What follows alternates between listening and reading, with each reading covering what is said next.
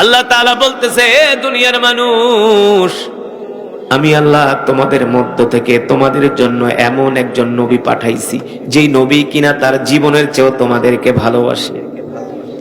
এই এলাকার যুবক মুসলমান বাবারা শুনে রাখেন, আমাদের নবী কিন্তু আমাদেরকে আমাদের বাবার চেয়েও মায়ের চেয়েও ভালোবাসে।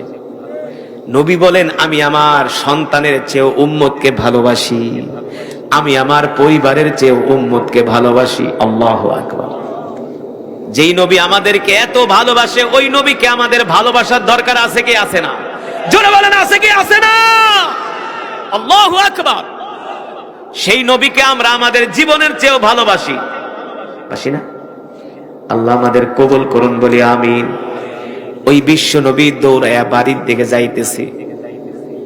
বাড়িতে যায় ঘরের দরজায় নক করে বলে, ইফতাহিল বাব ইয়া আয়েশা উখরুজ মিনাল বাইত। আয়েশা গো, ঘর থেকে বের হয়ে আসো, তাড়াতাড়ি আসো।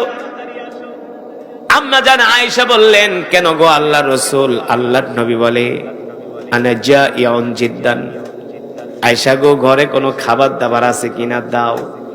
এই কথা শোনার পরে আম্মা জান আয়েশা রাদিয়াল্লাহু তাআলা আনহা বলেন, গো আল্লাহর নবী, ঘরে তো তেমন কোনো খাবার দাবার নাই, পাশের বাড়ি থেকে এক পেয়ালা দুধ দিয়ে গেছে, দুইটা খুরমা দিয়ে গেছে।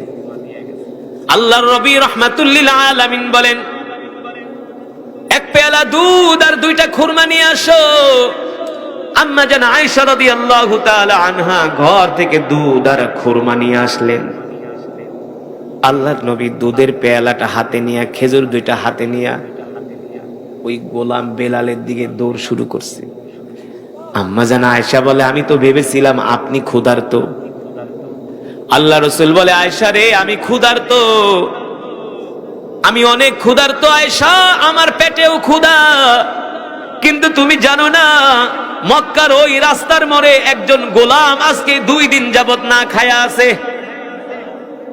অথচ নবী নিজেও ক্ষুধার্ত, নবী নিজে না খায়া দেখেন সাহাবীর জন্য খাবার নিয়ে যাইতেছে।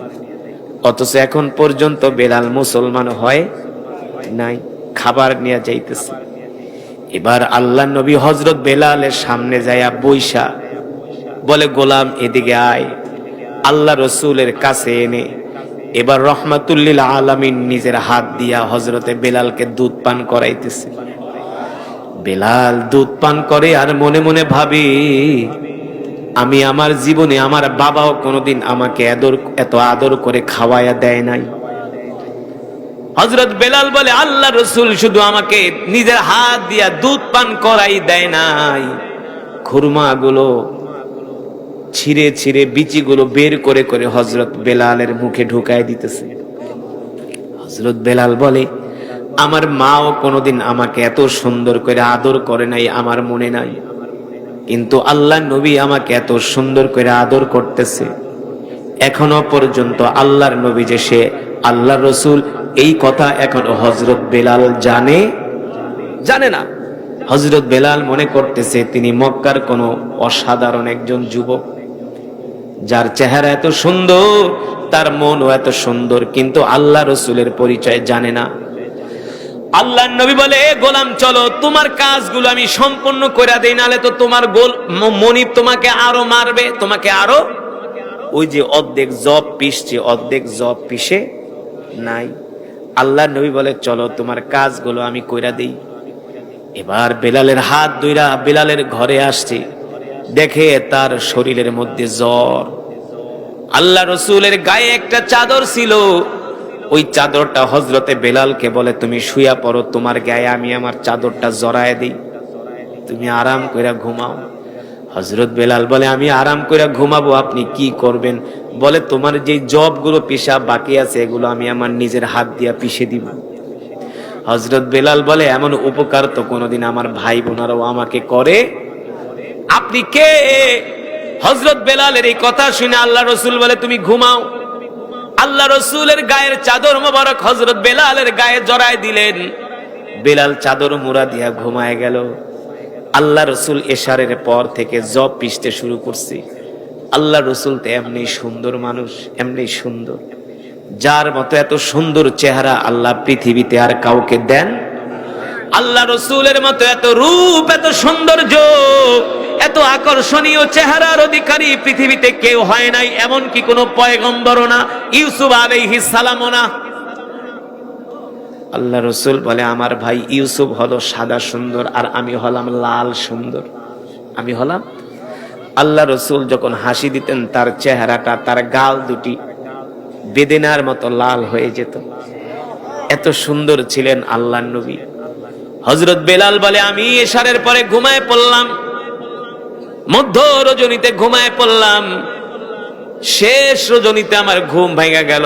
আমি দেখি ওই সুন্দর সুদর্শন চেহারার যুবক নিজের হাত দিয়া জাতা পিষতে পিষতে তার শরীর থেকে ঘাম ঝরতেছে, টপ টপ করে আল্লাহ রসুলের ঘাম গুলো পড়তেছে।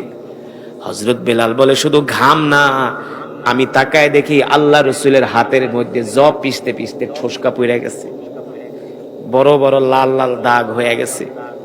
হযরত বেলাল বলে আমি আমার চাদরটা সরায় দেখি ওই সুন্দর চেহারাওয়ালা মানুষটা এত কষ্ট করতেছে। এই অবস্থা দেখে আমার নিজেকেই অপরাধী মনে হলো।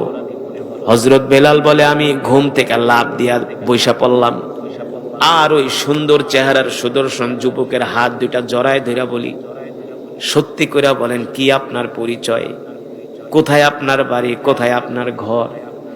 আপনার মতে এত ভালো মানুষ আমি আজ পর্যন্ত মক্কার জমিনে একজনও পাই নাই। আপনি আমাকে যে আদর ভালোবাসা দিছেন, আমার বাবাও কোনোদিন এত ভালোবাসা আমাকে দেয় নাই, ঠিক কিনা বলেন?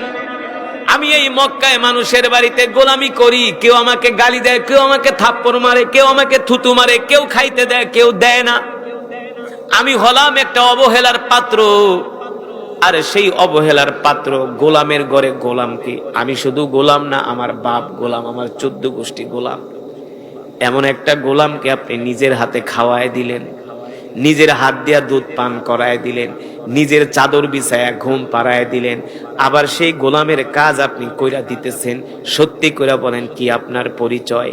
আল্লাহ রসুল বলে যুবক রে, তুমি কি শুনেছ এই মক্কার জমিনে একজন নবীর আবির্ভাব ঘটেছে যার নাম হলো মুহাম্মদ ইবনে আব্দুল্লাহ।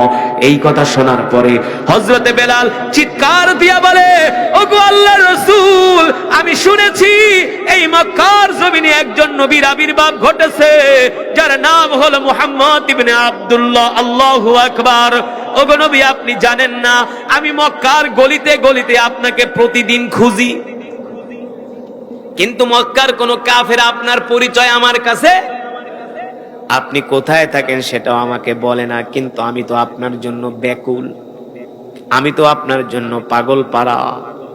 আল্লাহ রসুল বলে যুবক রে, তুমি যদি সেই নবীকে খুঁজে থাকো তাহলে আমি হলাম সেই বিশ্ব নবী রহমাতুল্লিল। আল্লাহু আকবার। হযরতে বেলাল বলে গো আল্লাহর নবী আর দেরি করবেন না, আপনি এখনই আমাকে কালেমা পড়ায় মুসলমান বানায় দেন। আল্লাহু আকবার।